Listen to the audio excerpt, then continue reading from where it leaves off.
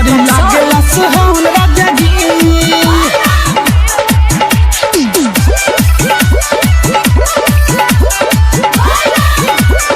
जब से चढ़ल बाटे सावन राजा जी बड़ी लागेला सुहावन राजा जी, बड़ी लागेला सुहावन राजा जी। जब से चढ़ल बाटे सावन राजा जी बड़ी लागेला सुहावन राजा जी। सबे पेन्हले बा गेरुआ कलर देखो जाता रे सबे देवघर, सबे पेन्हले बा गेरुआ कलर सबे जाता रे देखो देवघर। होई भोला के नहावन राजा जी बड़ी लागेला सुहावन राजा जी। जब से चढ़ल बाटे सावन राजा जी बड़ी लागेला सुहावन राजा जी,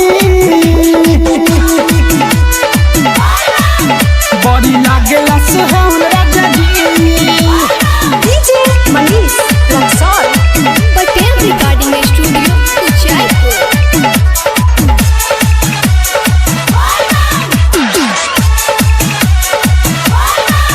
जनी करी रौरा देरी हम कहीं बेरी बेरी लेली कान्हवा पकावर उठाई। चली कली दर्शन मन हो जाई मगन उनके कृपा से गोदी भर जाई। आज हवे नु सोनारी राजा जी जनी मन रौरा हारी राजा जी।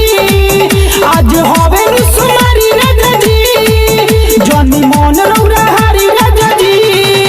हम करिले मनावन राजा जी बड़ी लागेला सुहावन राजा जी। जब से चढ़ल बाटे सावन राजा जी बड़ी लागेला सुहावन राजा जी, बड़ी लागेला सुहावन राजा जी। DJ Manish Luxor,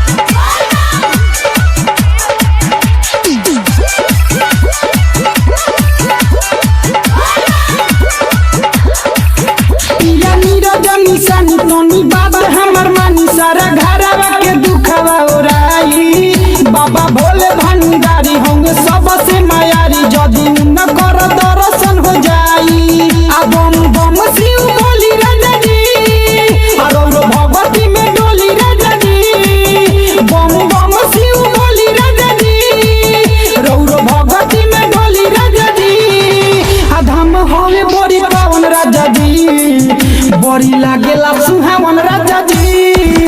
जब से चढ़ल बाटे सावन राजा जी बड़ी लागेला सुहावन राजा जी। सबे पेन्हले बा गेरुआ कलर देखो जाता रे सबे देवघर, सबे पेन्हले बा गेरुआ कलर सबे जाता रे देखो देवघर।